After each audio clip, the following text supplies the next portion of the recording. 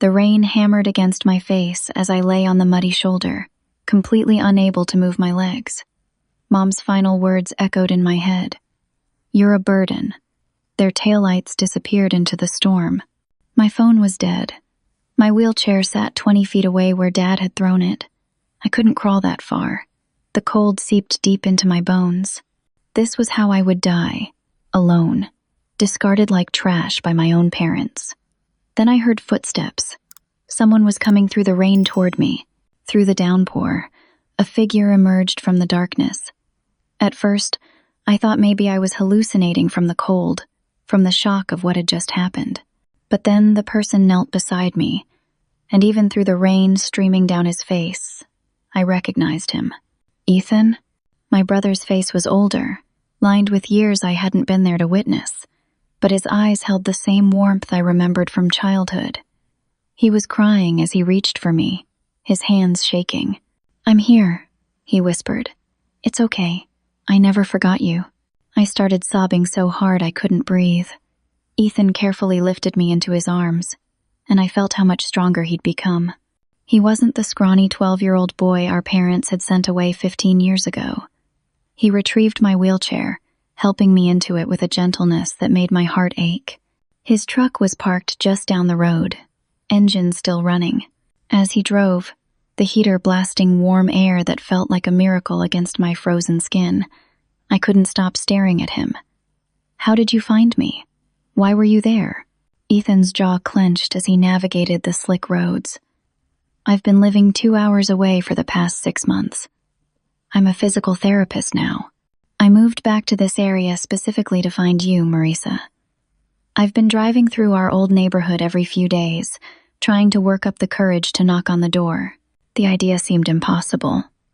You've been that close this whole time? I didn't know if you'd even remember me," he said quietly, "or if you'd want to see me. I abandoned you when they sent me away. I was just a kid, but still. I left you alone with them. You didn't have a choice," I told him, my voice breaking. "They gave you away like you were nothing. I was 8 years old and they told me you were going to live with Aunt Diane in Oregon because they couldn't handle 2 kids. They made it sound like it was your fault somehow, like you'd done something wrong." Ethan's knuckles went white on the steering wheel. "I hadn't done anything wrong except be 1 kid too many after you got diagnosed with juvenile rheumatoid arthritis. The medical bills scared them. They decided 1 sick kid was already too expensive, and they couldn't afford to raise me too. We'd both been throwaway children in different ways." The realization made my chest feel hollow. "Tonight I was driving through like I always do," Ethan continued, "and I saw their car in the driveway. Then I saw Dad dragging you out the front door. You were screaming. Mom was right behind him, carrying your wheelchair. I followed them. I stayed far enough back that they wouldn't notice, but close enough to see where they were taking you. They threw me out," I said, the words feeling unreal even as I spoke them. "They literally dumped me on the side of the road like garbage." "I know." His voice was thick with rage and grief. "I watched them do it. I waited until they drove away because I was afraid if I confronted them while you were still there, they might hurt you worse. As soon as their car was out of sight, I came for you." He pulled into a rundown motel parking lot, the neon sign flickering in the rain. Inside the small room, Ethan helped me change into dry clothes he'd grabbed from a bag in his truck. He ordered pizza from a place that was still open and sat with me while I ate, watching me like he was afraid I might disappear. "Your condition got worse?" he asked gently. I nodded, swallowing a bite that suddenly tasted like ash. 6 months ago, I had a major flare-up. My mobility decreased significantly. I need more help with daily tasks than I used to. The medical bills piled up even with insurance. Mom and Dad started saying things, cruel things, about how much I was costing them, how I'd never be independent, how taking care of me was ruining their lives. "They get your disability payments though, right?" "Yeah, but last week they told me it wasn't enough to justify keeping me around." The memory made me nauseous. I overheard them talking late at night for the past month, planning this, discussing how to get rid of me. I thought maybe I'd misunderstood, that they couldn't possibly mean what I thought they meant. But tonight, Dad came into my room and said it was time to go for a drive. When I refused, he grabbed me. Mom just watched. Ethan's face had gone pale. "Marissa, we need to call the police. This is attempted murder. Neglect. Abandonment of a vulnerable adult. And say what? That my parents drove me somewhere and left me? They'll just say I'm lying. Say I wandered off. They've been setting this up, Ethan. They've been telling their friends that my condition is affecting my mind, that I'm becoming difficult and irrational." "Then you'll stay with me," Ethan said firmly. "My apartment is small, but I can make it work. We'll figure this out together." For the first time in hours, I felt something like hope stirring in my chest. Maybe this nightmare could actually end. Maybe I'd found my way to safety. Then Ethan's phone rang. He looked at the screen, and his expression changed completely. "It's them. It's Mom and Dad." "Don't answer it," I said quickly, fear flooding back. But Ethan was already lifting the phone to his ear, his brow furrowed. "Hello?" I watched his face as he listened, watched the color drain from his cheeks. When he finally spoke, his voice was barely above a whisper. "You did what?" He hung up and looked at me with something close to panic in his eyes. "They called the police. They're reporting you as a vulnerable adult who wandered off from home, and they're saying, I kidnapped you." The hope I'd felt moments ago shattered like glass. "What?" "They told the police that you have mental health issues, that you ran away, and that I've taken you somewhere against your will. Marissa, I have a juvenile record. It's sealed, but it exists. From when I was angry after they sent me away, I got into some trouble. Nothing violent, just vandalism and trespassing. But if they press charges, if they say I kidnapped you, I could lose my physical therapy license, my entire career." Before either of us could say anything else, there was a sharp knock at the motel room door. "Police, open up." The police station smelled like burnt coffee and industrial cleaner. I sat in my wheelchair in a small interrogation room while 2 officers stood nearby, their expressions professionally neutral. Ethan was in a different room. They'd separated us immediately. Detective Laura Hartley sat across from me, a woman in her 40s with tired eyes and graying hair pulled back in a neat bun. She had the look of someone who'd seen too much and believed too little. "Marissa, I need you to tell me what happened tonight," she said. Her voice neither kind nor unkind, just factual. I told her everything. The abandonment, the rain, how Ethan had found me. I watched her take notes, watched her face for any sign that she believed me. She gave nothing away. "Your parents have a very different story," Detective Hartley said when I finished. "They say you've been experiencing psychiatric difficulties, paranoid delusions, aggression. They say you attacked your mother last week, and they've been trying to get you help, but you've been refusing treatment and medication." "That's not true," I said, my voice shaking. "None of that is true. They have evidence." She pulled out her phone, showing me screenshots of text messages I'd supposedly sent, threatening messages, incoherent rambling, except I'd never written any of those texts. "They also filed an incident report 3 days ago claiming you became violent during an argument about medication. They're lying. They're setting me up. They abandoned me on the side of a road in the rain. Do you have any proof of that?" I opened my mouth and closed it again. No. No witnesses. No recording. Just what happened.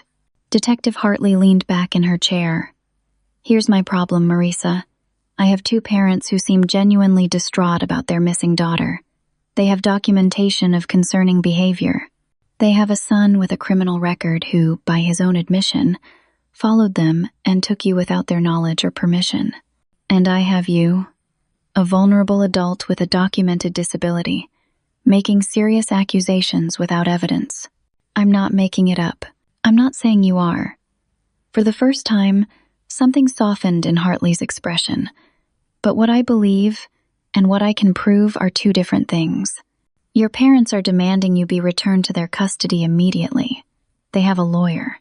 "Please," I whispered. "Please don't send me back there. They'll kill me next time." Hartley studied me for a long moment. Then she excused herself from the room. I sat alone for what felt like hours, but was probably only 20 minutes. When the door opened again, it wasn't Hartley who entered first. It was my parents, and behind them, a man I recognized as Uncle Gerald, Mom's brother. He was a lawyer, the kind who specialized in getting wealthy people out of inconvenient situations. Mom rushed toward me, tears streaming down her face. "Oh, baby, thank God you're safe. We were so worried." I pulled back from her attempted embrace, and the hurt that flashed across her face looked so genuine that for a split second, I doubted my own memory of what had happened. Dad stood behind her, his expression grave. "Marissa, honey, you scared us half to death. When we couldn't find you, when we realized Ethan had taken you somewhere, we didn't know what to think. You left me on the side of the road," I said, my voice barely audible. "Sweetheart, no." Mom knelt beside my wheelchair, taking my hands. Her grip was gentle but firm. "You ran out of the house during an episode. We tried to stop you, but you were so upset. By the time we got to the car to come after you, Ethan had already taken you. We've been frantic." She was good. She'd always been good at this.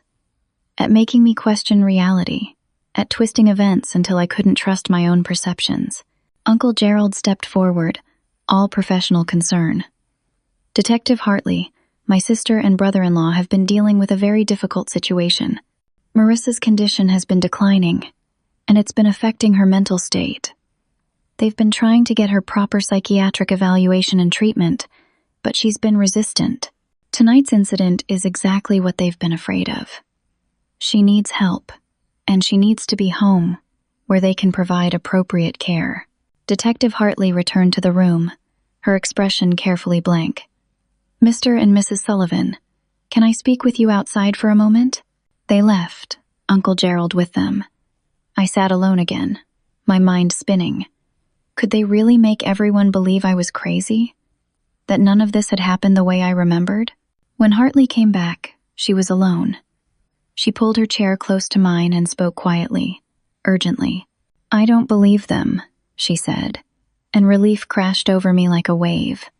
"I've been doing this job for 23 years. I know what real distress looks like, and I know what performance looks like. Your mother is performing. But here's the thing, Marissa. I can't prove it. Not tonight. And legally, without evidence of abuse or neglect, I have to return you to your parents' custody. They're your legal guardians. They'll kill me. I know you believe that." Hartley pulled out a business card and pressed it into my hand. "This is my direct number. I need you to do something very dangerous. I need you to go back with them and find proof. Recordings, documents, anything that shows what they're really doing. I'll do a welfare check in 3 days, 72 hours. If you can get me evidence by then, I can help you. But you need proof. And if I can't get proof, then you need to survive until I can find another way to help you." She squeezed my hand. "Can you do that? Can you survive 3 days?" What choice did I have? I nodded.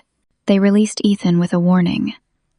I watched my brother's face crumple as the officers told him to stay away from me, that any further contact would result in charges. He tried to catch my eye as I was wheeled past him toward my parents' car, but Mom positioned herself between us. "You stay away from my daughter," she hissed at him, loud enough for the officers to hear. "You've done enough damage." In the car on the way home, nobody spoke. The silence was worse than any threat could have been. When we pulled into the driveway, Dad finally turned to look at me in the back seat. "That was very stupid, Marissa," he said calmly. "Very, very stupid." The deadbolt on the outside of my bedroom door was new. I heard it slide into place after Dad pushed my wheelchair into the room and left without another word. I was a prisoner in my own home. The first morning, Mom brought me a bowl of oatmeal and a glass of water. No coffee, no pain medication. When I asked for my pills, she smiled sweetly and said, "The doctor thinks you've been over-medicated. We're going to let your system clear out for a few days. It's for your own good, sweetheart." The pain started within hours. My joints felt like they were grinding glass against glass. Every small movement sent sparks of agony through my body. I tried to distract myself, but there was nothing in the room except my bed, my wheelchair, and the window that looked out over the backyard. They'd taken my phone, my laptop, even the books from my nightstand. On the second day, I heard them talking outside my door. Dad's voice was low, but clear enough to understand. Gerald says the facility will take her by Friday. No questions asked. And you're sure this will work? That was Mom, sounding anxious.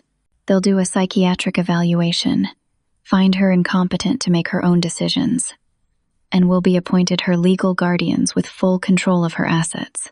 The trust from your mother will be entirely under our management. I froze in my wheelchair. Trust? What trust? $300,000, Mom said softly. Mother left it to Marissa instead of me. Even from the grave, she chose a crippled grandchild over her own daughter. But once Marissa is committed, the money is ours. Understanding crashed over me. This had never been about me being too sick or too much of a burden.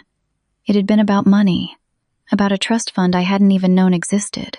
They were going to have me institutionalized, declared incompetent, and steal everything. What about Ethan? Dad asked. He can't prove anything, Mom replied. We've covered our tracks perfectly. The police believe us. By the time anyone questions anything, Marissa will be in a facility where no one will believe a word she says. Their footsteps retreated down the hallway. I sat in the growing darkness of my room, the pain in my body nothing compared to the betrayal burning through my chest. My own grandmother had left me money, and my parents were willing to destroy my life to take it. I had to find proof, but how? I was locked in, phoneless, in too much pain to think clearly. Then, I remembered something Ethan had taught me when we were kids. We used to sneak out of our rooms after bedtime to meet in the hallway and share snacks we'd smuggled from the kitchen. He'd shown me how to pick the simple locks on our bedroom doors using a bobby pin. I still had bobby pins in my hair. That night, I waited until the house went silent. My hands shook as I worked the pin into the lock, my fingers stiff and aching. It took nearly 30 minutes, but finally, I heard the blessed click of the deadbolt sliding free. The hallway was dark and empty. I knew where I needed to go. Dad's home office, where he kept all his important documents. The pain made every movement excruciating, but I lowered myself from my wheelchair to the floor and crawled. It was the only way to move quietly enough. The office door wasn't locked. Inside, moonlight streamed through the windows, illuminating Dad's massive desk. I pulled myself up using the desk chair and started searching through the drawers. There, a file folder with my name on it. Inside were commitment papers, already filled out and signed by Dad and Uncle Gerald. Forged medical evaluations from doctors I'd never seen. Financial documents showing transfers from an account in my name to accounts belonging to my parents. They'd already started stealing the money. Dad's computer was still on, just sleeping. I woke it up and, by some miracle, he hadn't logged out. I opened his webcam software and used it to photograph each document, emailing copies to myself and to Detective Hartley's address, which I'd memorized from her card. I was photographing the last document when I heard a floorboard creak behind me. I turned, expecting Dad, expecting rage and violence and the end of any chance I had at escape. But it was Mom standing in the doorway, and she was crying. I didn't want this, she whispered, moving into the room and closing the door behind her. Marissa, you have to believe me. I didn't want any of this. I stared at her, not sure if this was another manipulation. Your father changed, Mom continued, her voice breaking. After your grandmother died and we found out about the trust, after the lawyer read the will and explained that she'd left everything to you, Gerald convinced him this was the only way. Said we'd sacrificed enough for you, that we deserved that money. I tried to stop them, but they wouldn't listen. You left me on the side of the road to die, I said flatly. I know. Fresh tears streamed down her face. I'm so sorry. I'm so sorry. But, Marissa, you need to listen to me now. Tomorrow night, Gerald and your father are planning to take you to the facility early, before Detective Hartley does her welfare check. They're going to move up the timeline. You have to leave tonight. You have to run. She pulled out a phone from her pocket. My old phone. And $50 in cash. The phone is dead, but here's the charger. There's a bus stop 3 blocks north. Please, baby. Please go. She helped me back to my room, and this time, she didn't lock the door. She just looked at me with red-rimmed eyes and whispered, I do love you. I know you don't believe that, but I do. Then she was gone. I sat in my wheelchair, staring at the phone in my hands, trying to understand what had just happened. Was Mom really trying to help me? Or was this some kind of trap? A test to see if I'd try to escape so they could add it to their evidence of my psychiatric instability? But what choice did I have? If I stayed, I'd be institutionalized by tomorrow night. If I tried to leave and it was a trap, at least I'd tried. I plugged in the phone and waited for it to charge enough to power on. When it finally did, I had 1 bar of battery. Enough for 1 call. I dialed Ethan. Marissa? Ethan's voice was rough with sleep and fear. Are you okay? Where are you? Home. But not for long. Can you come get me? They're planning to move me to a psychiatric facility tomorrow night. I have to leave now. I'm already in my truck. I heard an engine start. I've been sleeping parked 2 blocks from your house every night since they took you. I'll be there in 3 minutes. Can you get to the back door? I think so. I'm coming, sis. Just hold on. I disconnected and tucked the phone into my pocket. Getting down the hallway to the back door would require crawling again. The pain medication had fully worn off days ago, and my body screamed in protest at every movement. But I gritted my teeth and lowered myself to the floor. The hallway seemed endless. Every few feet, I had to stop and breathe through the pain, fighting the urge to cry out. The hardwood floors were cold and unforgiving beneath my palms. I could feel my joints swelling, inflammation spreading through my hands and knees. I was halfway to the back door when the lights blazed on. Dad and Uncle Gerald stood at the end of the hallway, fully dressed. They'd been waiting. Did you really think your mother was helping you? Dad asked, his voice cold. She told us everything.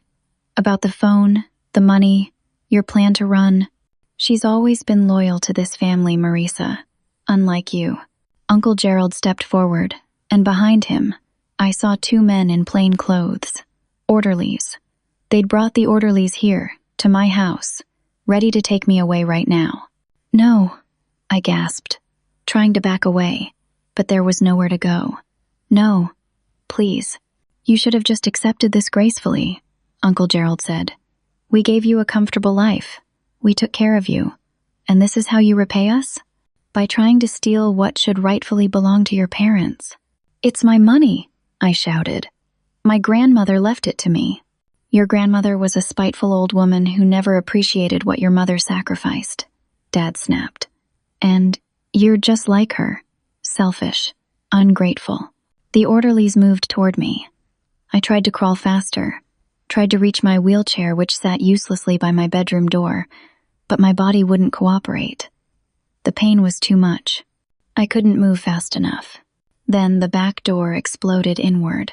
Ethan came through like a storm, and behind him was Detective Hartley, her badge held high, her weapon drawn. Freeze! Everyone stay exactly where you are. Behind Hartley, 3 uniformed officers flooded into the house. This is a private residence, Uncle Gerald started, but Hartley cut him off. And I have a warrant for the arrest of Dennis Sullivan and Gerald Morrison for attempted fraud, false imprisonment, and exploitation of a vulnerable adult. Marissa emailed me evidence 3 hours ago. I've been building a case all night. Dad's face went purple with rage. You can't prove anything. Those documents are fake. She doctored them. Your computer's metadata says otherwise. Hartley moved toward me, kneeling beside me on the floor. Are you hurt? I'm okay, I managed, though I was shaking so hard I could barely form words. The officers moved in, handcuffing Dad and Uncle Gerald. The orderlies backed away quickly, hands up, claiming they'd been hired under false pretenses and knew nothing about the situation. Ethan dropped to his knees beside me, pulling me into his arms. "I'm here. You're safe now. I've got you." I buried my face in his shoulder and sobbed. But then I heard Mom's voice from the stairs. "Officers, thank God you're here." I tried to warn Marisa, tried to help her escape. I've been living in fear of my husband and brother-in-law. They've been threatening me too. I lifted my head to see Mom descending the stairs in her bathrobe, her face a perfect mask of relief and distress. Detective Hartley turned to look at her, and I saw something flash across the detective's face. Something uncertain. "Mrs. Sullivan," Hartley said carefully, "I'll need to take your statement." "Of course. Anything to help." Mom glanced at me, and for just a fraction of a second, her expression shifted. The mask slipped. I saw cold calculation in her eyes, a hint of a smile at the corners of her mouth. Then it was gone, replaced by motherly concern. "Marisa, sweetheart, I'm so sorry you had to go through this. But you're safe now." Detective Hartley looked between us, clearly trying to piece together who was telling the truth. "Detective," I said urgently, "my mother was part of this. She helped plan everything."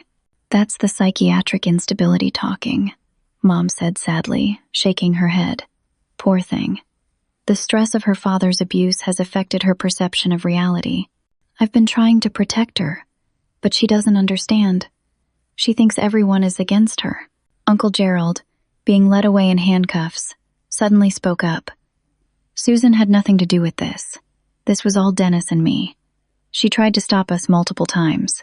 Dad, similarly restrained, added, "My wife is innocent. She was a victim in this too." I stared at them in disbelief. They were protecting her. Even now, facing criminal charges, they were making sure Mom walked away clean. Detective Hartley pulled out her phone, checking something. "Mrs. Sullivan, the emails Marisa sent me included documents from your husband's computer. They show financial transfers and forged medical records.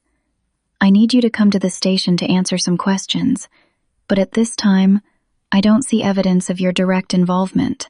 "She was there when they left me on the road," I said desperately. "She helped. She carried my wheelchair." "Marisa," Mom said gently, "I was home that night. I was never in the car. Your condition causes confusion sometimes, sweetheart. It's not your fault." She was lying. I knew she was lying. But she'd covered her tracks so perfectly that there was no proof. The documents didn't mention her. The plans had been in Dad's name. She'd positioned herself as the innocent bystander, the concerned mother trying to help her troubled daughter. Detective Hartley helped me into my wheelchair, while the officers led Dad and Uncle Gerald away. Mom stood near the door, dabbing at her eyes with a tissue, the picture of a woman relieved that her family's ordeal was over. As they took me out to the ambulance to be checked over, I looked back at the house. Mom stood in the doorway, backlit by the hallway light, and she smiled at me, a small private smile that promised this wasn't over. Living with Ethan should have felt like freedom, but instead, it felt like waiting for the other shoe to drop. His apartment was tiny but warm, and he'd converted his home office into a bedroom for me. He took care of everything, from helping me with daily tasks to driving me to physical therapy appointments. But I couldn't shake the feeling that Mom was still out there, still planning something. I was right. 3 days after Dad and Uncle Gerald were formally charged, Mom appeared on social media. She'd set up a Facebook page and an Instagram account, and her first post went viral within hours. The video showed her sitting in our family living room, tears streaming down her face. "I need to tell my truth," she began, her voice breaking. "My husband and brother-in-law have been arrested for terrible crimes against my daughter. But what nobody knows is that I've been living in fear too. My daughter, Marisa, has been suffering from mental health issues that have gotten progressively worse. I've tried so hard to get her help, but she's refused treatment. She's made accusations against her father, against me, even against family friends. Now she's living with her brother, who I haven't seen in 15 years, and I'm terrified for her safety." The comments flooded in immediately. "Praying for you. Stay strong, Mama. This must be so hard." The next day, she posted again. This time, She shared old photos of me from high school, carefully selected ones where I looked angry or difficult. She wrote long captions about how challenging it had been to raise a disabled child, how the stress had affected our entire family, how my teenage rebellion had been early signs of the psychiatric issues we're dealing with now. She painted herself as the martyred mother, suffering in silence while her mentally ill daughter tore the family apart. My phone started blowing up with messages from distant relatives. Most of them believed Mom's version of events. Cousins I hadn't spoken to in years sent messages dripping with concern and judgment. "Your mother is devastated. You need to get help. How could you do this to your family?" Aunt Diane, who'd raised Ethan in Oregon, called to tell him he was making a terrible mistake getting involved with me. "Your mother always said Marisa had problems," Diane said, "and I heard every word because Ethan put her on speaker. Maybe you should let the professionals handle this." Ethan defended me, but I could hear the doubt creeping into some relatives' voices. Mom was good at this. She'd always been good at controlling the narrative, at making herself look like the victim. Then she filed a civil lawsuit. Uncle Gerald, even from jail awaiting trial, arranged for Mom to be represented by one of his law firm partners. The suit claimed I had defamed her, caused her emotional distress, and damaged her reputation. She was suing for damages and demanding a public apology. The lawsuit froze my grandmother's trust. I couldn't access any of the money while the legal proceedings were ongoing. My disability checks barely covered my medical expenses, let alone helped with Ethan's rent or groceries. 2 weeks after the lawsuit was filed, the local news picked up the story. A reporter ambushed me outside a doctor's appointment, shoving a microphone in my face. "Marisa Sullivan, your mother says you've made false accusations that destroyed your family. Do you have any comment?" "They abandoned me," I said, stunned by the confrontation. "They tried to have me institutionalized to steal my money." The reporter's expression shifted to something like pity. "Your mother has documentation that you've struggled with mental health issues for years. She says you need help, but you're refusing treatment. Is that true?" The segment aired that night. They used the worst possible screenshot of me, where my face was twisted mid-sentence into something that looked angry and unstable. The headline read, "Family torn apart. Disabled woman's accusations lead to father's arrest." The comments online were brutal. Strangers who knew nothing about me called me a liar, a manipulator, someone taking advantage of my disability to hurt my own family. Someone found Ethan's physical therapy clinic and left 1-star reviews claiming he was harboring a mentally unstable person and not trustworthy with vulnerable patients. Within days, Ethan started losing clients. Parents stopped bringing their children to him for therapy. His business partner suggested they might need to reconsider their professional relationship if the negative attention continued. Ethan came home one evening and found me crying in my wheelchair, scrolling through the endless social media posts from Mom's supporters. "Turn it off," he said gently, taking my phone. "Don't read that garbage." "They all believe her," I whispered. "Everyone thinks I'm crazy, that I made everything up. The people who matter know the truth. Detective Hartley knows. The prosecutors know. Dad and Uncle Gerald are facing real charges. But Mom walks free. She gets to play the victim while I'm the villain. And she's going to destroy you too.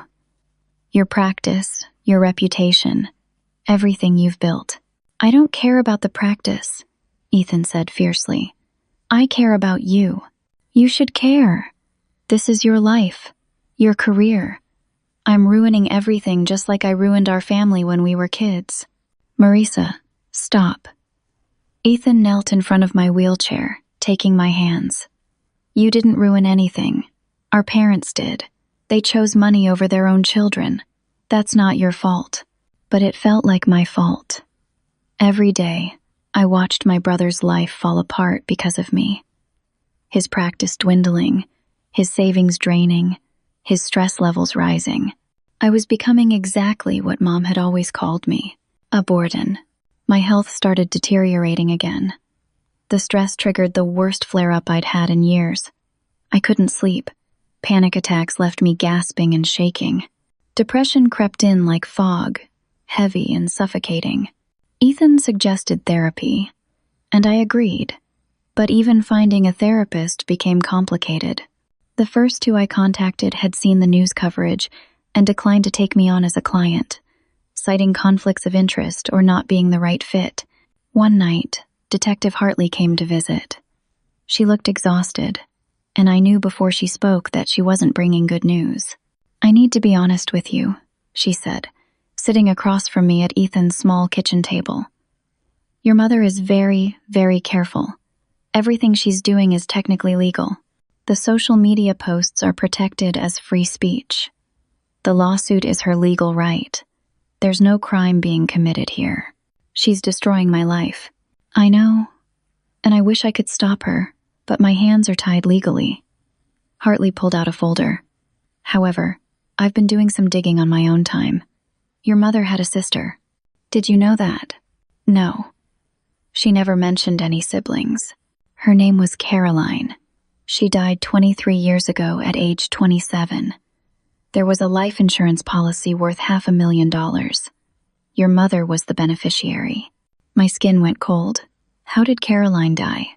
That's the interesting part. It was ruled an accidental overdose. Caroline had a prescription for anxiety medication. She supposedly took too many pills and fell asleep in the bathtub. She drowned. You think Mom killed her? I think there were questions at the time that were never fully answered. The detective who handled the case is retired now, but I tracked him down. He told me he always felt something was off about Susan's story, but he couldn't prove anything. Caroline's death came just months after your grandmother had named Caroline in her will as the primary beneficiary of the family estate. After Caroline died, everything went to Susan. Then I was born, and Grandma changed her will again, I said slowly, pieces falling into place. This time leaving everything to me instead of Mom. Exactly. There's a pattern here, Marisa. But it's not enough for charges. Everything was investigated and closed. What I need is proof that links these incidents together. Some evidence that Susan has been manipulating situations for financial gain across multiple years. How am I supposed to get that? I don't know, Hartley admitted. But I wanted you to know what I found. Your mother is dangerous. She's patient, calculating, and she's very good at making herself look innocent while others take the fall. If you're going to fight her, you need to be smarter than she is. After Hartley left, I sat in the darkness of my room, thinking about Aunt Caroline, whose existence I'd never known about. Another victim of Mom's greed. Another life destroyed for money. How was I supposed to fight someone who'd been playing this game for decades? Who'd gotten away with literal murder? I didn't have an answer. All I knew was that I was drowning, Ethan was drowning with me, and Mom was winning. Again, Detective Hartley's plan was desperate and dangerous, and I knew it. But what choice did I have? Mom was systematically destroying everything, and she was doing it all legally, carefully, with perfect, plausible deniability. You want me to wear a wire and meet with her, I said, making sure I understood correctly. Hope she confesses to something. It's a long shot, Hartley admitted. We were sitting in her car outside Ethan's apartment, speaking privately. Ethan was inside, unaware of what we were planning. But people like your mother, they can't resist gloating when they think they've won. If you approach her the right way, seeming defeated and broken, she might let something slip. And if she doesn't, then we're no worse off than we are now. Hartley's expression was grim. But I want to be clear, Marisa. This puts you at risk. Your mother has already shown she's willing to hurt you. If she realizes you're trying to trap her, there's no telling what she might do. Ethan would never agree to this. He'd forbid it, probably physically prevent me from going through with it, which is why I didn't tell him. 3 days later, I called Mom. "Sweetheart," she answered, her voice dripping with false warmth. "I've been so worried about you." "I want to talk," I said, keeping my voice small and defeated. "I can't do this anymore. The lawsuit, the media attention, watching Ethan's life fall apart because of me. Maybe you're right. Maybe I do need help." There was a pause, and I could almost hear Mom's mind working, calculating. "Oh, honey, I'm so glad you're finally seeing clearly. This has been so hard on all of us. Can we meet? Somewhere neutral. I want to talk about ending this. Maybe if I drop my testimony against Dad and Uncle Gerald, you'll drop the civil suit." Another pause. "I think that's very mature of you, Marisa. Let's meet at the Riverside Cafe tomorrow at 2. Does that work?" "Yes. Thank you, Mom. I love you, sweetheart. We're going to fix this." The next day, Detective Hartley fitted me with a wire so small I could barely feel it. Her team would be stationed throughout the coffee shop, disguised as regular customers. "Remember," Hartley said, "you need to get her to talk about the trust, about your grandmother, about why she's doing this. The more specific she gets, the better." I arrived at the cafe 15 minutes early. My hands were shaking so badly I could barely grip my wheelchair controls. When Mom walked in, she looked beautiful as always, perfectly put together in a way that made me feel even more disheveled and broken.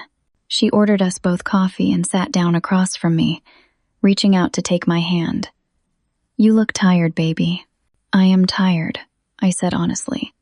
"Tired of fighting. Tired of being the bad guy in everyone's story." "You were never the bad guy," Mom said, her voice so sincere it made me want to scream. "You've been sick, confused. The stress of your condition has affected your judgment. But we can fix this. I can help you get the treatment you need." "Why did Grandma leave her money to me instead of you?" Mom's expression flickered, just for a second. "Your grandmother and I had a complicated relationship. She didn't understand how hard it was to raise you, the sacrifices we made. She thought giving you money would somehow make up for your disability. That must have hurt." "It did," Mom admitted. And for a moment, something real crossed her face. Genuine pain, genuine anger. "I spent years taking care of her when she was dying. I put my life on hold, gave up my own dreams and career to be there for her. And she repaid me by leaving everything to a grandchild she barely knew. So the trust was always the point?" Mom leaned back slightly, studying me. "What exactly are you asking, Marisa?" "I'm trying to understand why my own mother would abandon me on the side of the road." "I didn't abandon you. You ran away during a psychiatric episode. We've been over this." "No," I said quietly. "That's the story you told the police. But you and I both know the truth. You carried my wheelchair out to the car. You watched Dad throw it into the ditch. You left me there to die." Mom's eyes narrowed. "You're not here to make peace, are you? You're here to try and trap me." She started to stand, but I grabbed her wrist. "Wait, please, I need to understand something. Was any of it real? Did you ever actually love me?" Mom paused, looking down at where I held her arm. Then she sat back down and leaned in close, her voice dropping to a whisper. "You know what your problem is, Marisa? You never understood that some people are just born to lose. Your grandmother chose your father over me when they got married. Then she left her money to you instead of me. Do you know how that felt?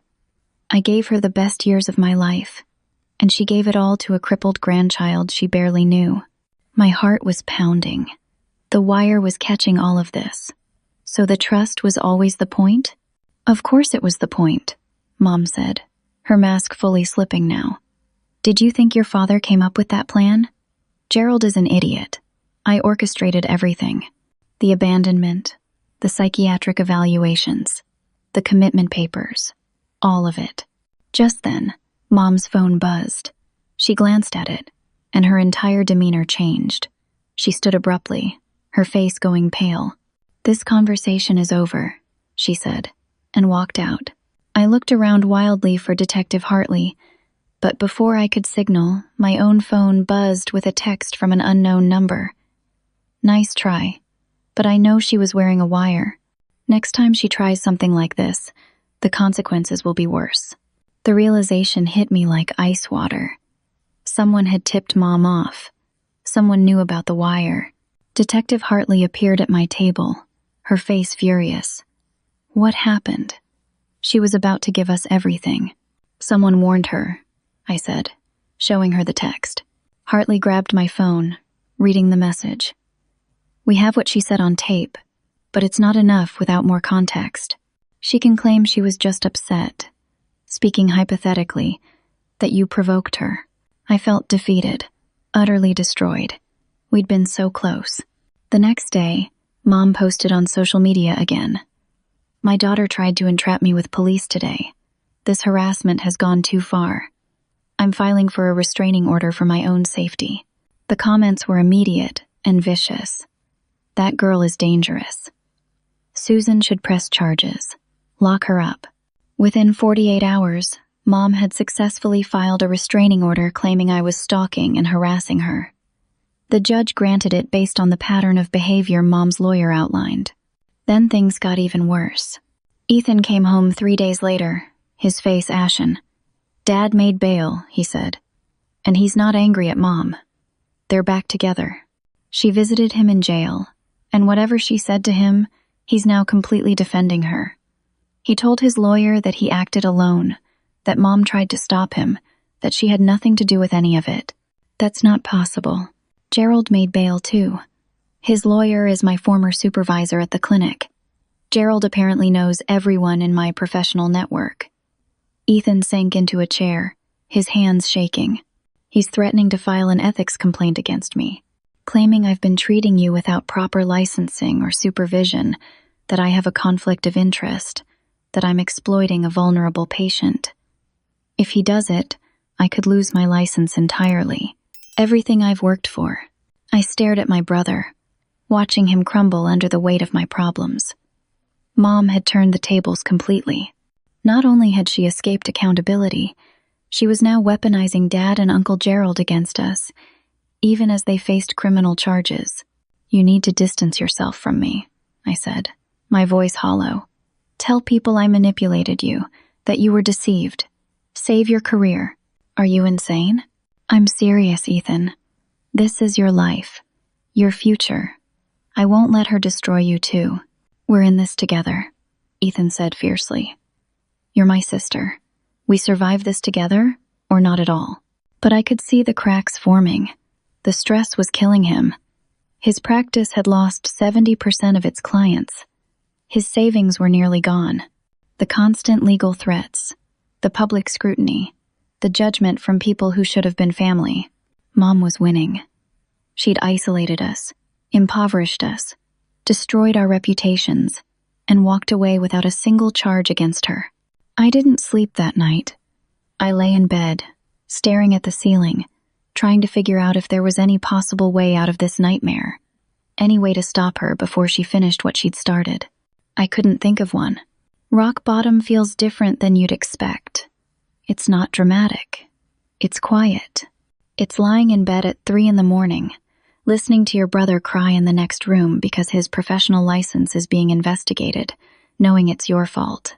Ethan found me the next morning sitting in my wheelchair in the kitchen, still in the same clothes I'd worn the day before. I think you should go, I said without looking at him. Move back to Oregon. Start over somewhere Mom's poison hasn't reached. Stop it, Ethan said tiredly. I'm not leaving you. Then you're an idiot. Probably, he agreed, pouring coffee. But you're my sister, and I love you, and we're going to figure this out. How? I finally looked at him, taking in the dark circles under his eyes, the weight he'd lost, the way his hands trembled slightly. How are we going to figure this out when she's always 10 steps ahead? When she has Dad and Uncle Gerald protecting her even from jail? When she's systematically destroyed everything in our lives and the law can't touch her? Ethan opened his mouth to respond, but the doorbell rang.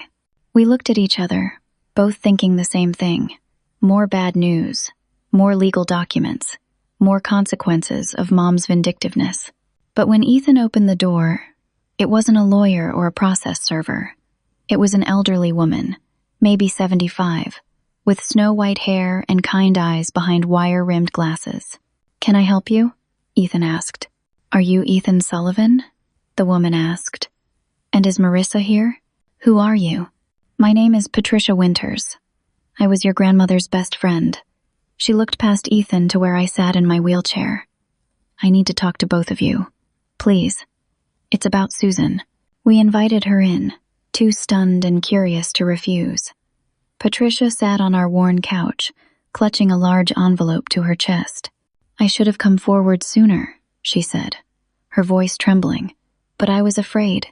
Susan threatened me years ago, after your grandmother died. Told me terrible things would happen if I ever spoke about what I knew. But I've been following your case, Marisa. I've seen what she's doing to you, and I can't stay silent anymore." "What do you know?" I asked, my heart starting to pound.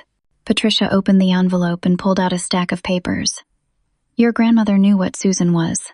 She knew for years. She told me everything before she died, and she made recordings. Conversations with Susan, where Susan talked about things she'd done, about Caroline." "Aunt Caroline," I breathed, "the sister who died." "It wasn't an accident," Patricia said, tears filling her eyes.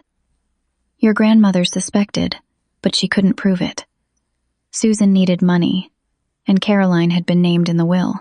After Caroline died and Susan inherited everything, your grandmother became very careful. She changed her will, left everything in a trust for you instead, Marisa. She told me that if anything happened to her or to you, I should take these recordings to the police." She handed me a flash drive. "There are also financial records here. Documentation showing Susan had been stealing from your grandmother for years, forging checks, transferring money, all while your grandmother was dying. Your grandmother was documenting everything, trying to build a case, but she died before she could finish." "Why didn't you come forward when Grandma died?" Ethan asked. "Because Susan cornered me at the funeral. Told me that if I said anything, accidents could happen, that I was old and fragile, and it would be such a shame if something happened to me. She made it very clear that she'd done it before, and she'd do it again." Patricia's hands shook as she spoke. "I've been terrified of her for 12 years. But watching what she's doing to you, Marisa, seeing your courage in standing up to her even when the whole world turned against you, it made me realize I had to be brave too." I took the flash drive with trembling hands. "This is enough? This can stop her?" "I don't know," Patricia admitted. "But it's the truth, and the truth has to count for something." We called Detective Hartley immediately. She came with 2 FBI agents. Apparently, the financial crimes crossed state lines, making it a federal case. They took the flash drive, the documents, Patricia's statement. For 3 days, nothing happened. We waited, barely breathing, afraid to hope. Then, on the 4th day, I woke to my phone buzzing with news alerts. Local woman arrested in decades-long fraud scheme. They'd arrested Mom. Federal charges for wire fraud, elder abuse, conspiracy to commit murder in Caroline's case. The evidence Patricia provided, combined with the recordings Hartley's team had made, and the documents I'd photographed from Dad's office, created a pattern that prosecutors could finally use. Dad, seeing Mom arrested and facing serious federal time, cracked completely. He agreed to testify against her in exchange for a reduced sentence. Uncle Gerald did the same. The united front they'd presented collapsed the moment they realized Mom was going down and they could save themselves by cooperating. The narrative flipped overnight. News outlets that had portrayed me as an unstable liar now ran stories about decades of manipulation and fraud. Social media comments shifted from condemning me to praising my courage. Extended family members who'd cut me off started reaching out with awkward apologies. I ignored most of them. They'd shown me who they were when it mattered. I didn't need them now. The trust was unfrozen. $300,000, minus legal fees, but still enough to change everything. I immediately gave Ethan $100,000 to rebuild his practice and compensate for everything he'd lost helping me. He tried to refuse, but I insisted. "You gave up everything for me. Let me do this." With the remaining money, I funded my own medical care, bought adaptive equipment that dramatically improved my daily life, and started a foundation, the Caroline and Marisa Foundation, dedicated to helping disabled adults escape family abuse and exploitation. The first person we helped was a 24-year-old woman whose parents had been stealing her disability payments for years. The second was a man whose siblings were trying to have him declared incompetent to seize his inheritance. One by one, we helped people fight back against the family members who were supposed to love them but instead saw them as targets. 6 months later, I testified at Mom's trial. She sat at the defense table in an orange jumpsuit, all her carefully constructed beauty stripped away. When I took the stand, I looked her in the eyes and told my story. All of it. The abandonment, the betrayal, the systematic destruction she'd rained down on everyone who stood in her way. The jury deliberated for 4 hours. They found her guilty on all counts. 15 years in federal prison. Dad got 5 years. Uncle Gerald got 3. Standing outside the courthouse after the sentencing, Ethan put his arm around me. "It's really over," he said, sounding like he couldn't quite believe it. "It's really over," I agreed. But it wasn't just an ending. It was a beginning, too. The foundation grew. Within a year, we were helping dozens of people escape similar situations. We provided legal assistance, temporary housing, medical care, and perhaps most importantly, we believed them. When everyone else called them liars or crazy or manipulative, we listened and we helped. Ethan's practice came back stronger than ever. People heard about what he'd done for me, how he'd risked everything to protect his sister, and they wanted that kind of integrity in their healthcare providers. He eventually opened a second location. As for me, I found my voice. I started speaking at disability rights events, telling my story, helping others understand that being vulnerable doesn't mean being helpless. That sometimes the people who are supposed to love you are the ones you need to leave behind. That real family isn't about blood. It's about who shows up in the rain when everyone else has driven away. A year after Mom's conviction, I was invited to speak at a national conference for adult protective services. 2,000 people in the audience, all of them working to protect vulnerable adults from exploitation and abuse. I rolled onto the stage in my wheelchair, looked out at all those faces, and I smiled. "My name is Marissa Sullivan," I began, "and this is the story of how my parents threw me out for being too sick. But what my brother did in secret changed everything."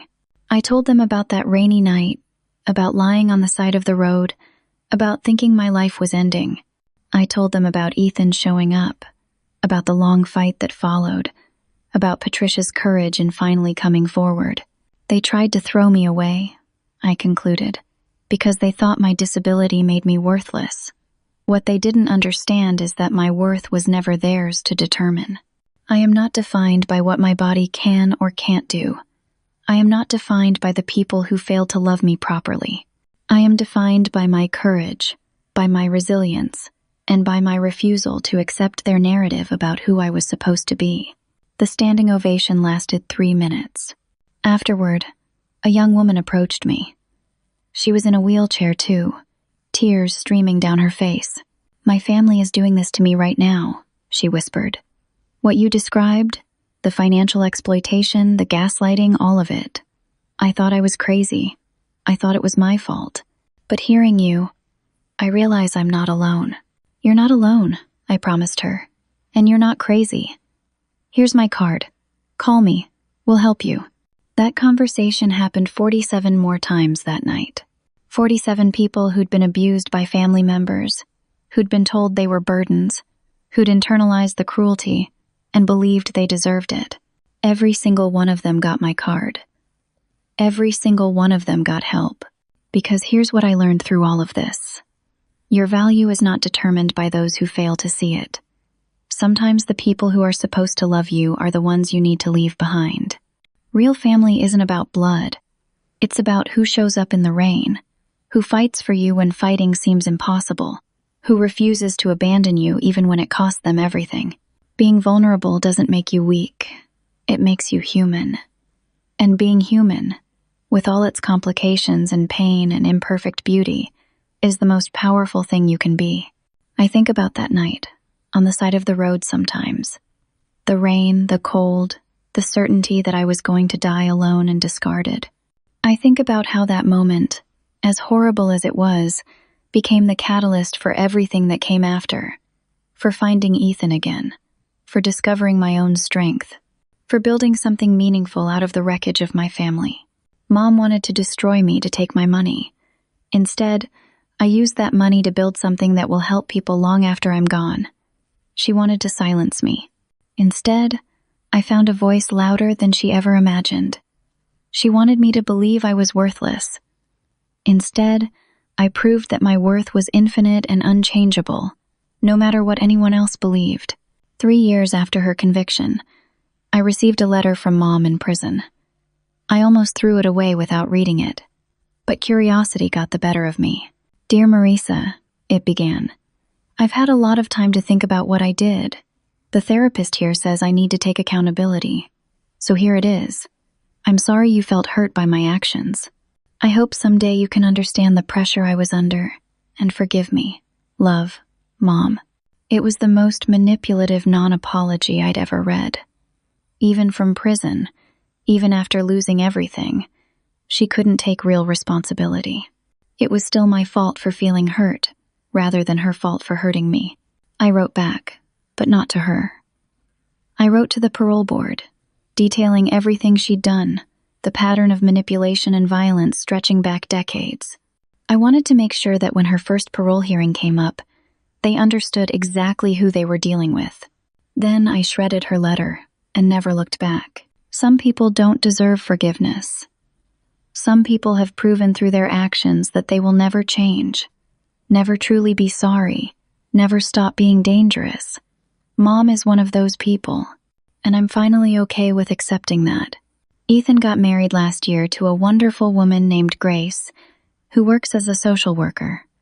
They're expecting their first child, a daughter. They've already asked me to be godmother. "I'm going to tell her about you," Ethan said when they shared the news. "About how brave you are, how strong. I want her to grow up knowing that family means fighting for each other, no matter what. Just don't give her any of Mom's genes," I joked.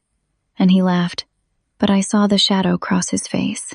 We both carry that fear, that somewhere deep in our DNA might be whatever made Mom the way she is.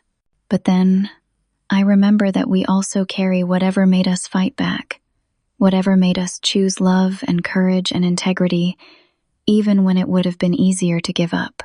Whatever made Ethan follow that car into the rain, and whatever made me keep fighting even when everyone called me a liar.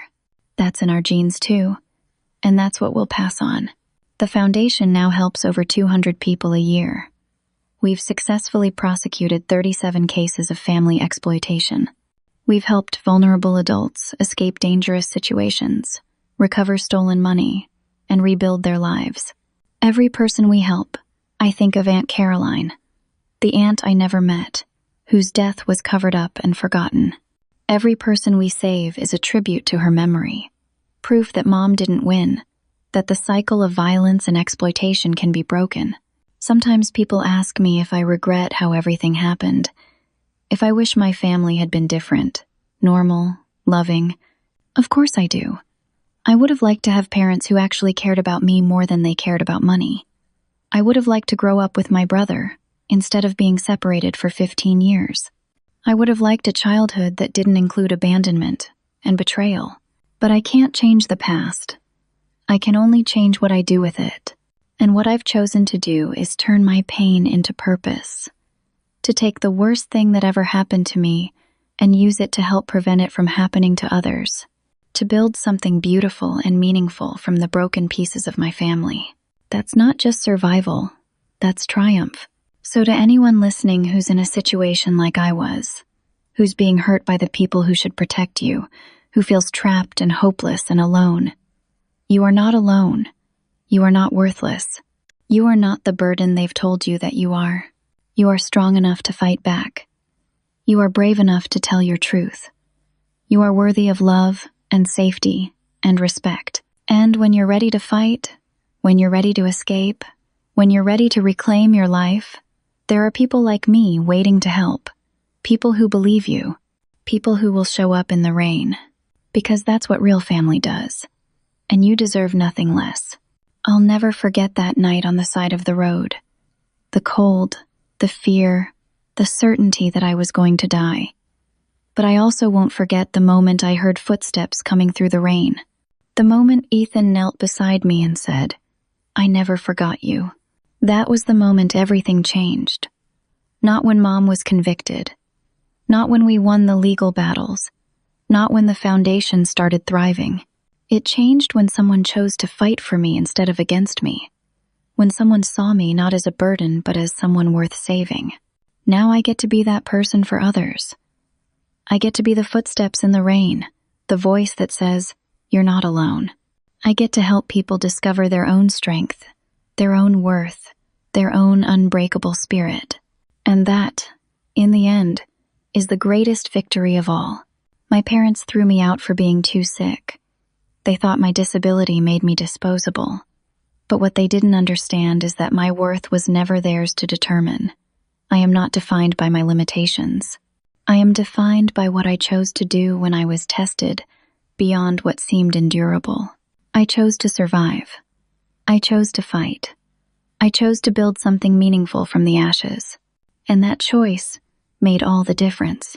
Have you or someone you know ever experienced family betrayal or had to fight against those who should have protected you? What helped you find the strength to keep going? I'd love to hear your stories in the comments below. Your experience might be exactly what someone else needs to hear today. If this story resonated with you, please consider liking this video and subscribing to the channel. Sharing this story could help someone who's going through something similar realize they're not alone and that there is hope, even in the darkest moments.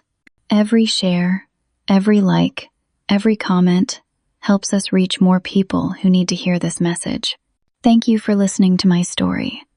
Thank you for caring about vulnerable adults and the struggles we face. Thank you for being the kind of person who believes survivors and fights for justice. I hope my story reminds you that no matter what you're facing, no matter how impossible your situation seems, you have more strength inside you than you know. You are worthy of love, of safety, of a life free from abuse and exploitation. Never let anyone convince you otherwise. Stay strong, stay brave, and never stop fighting for the life you deserve.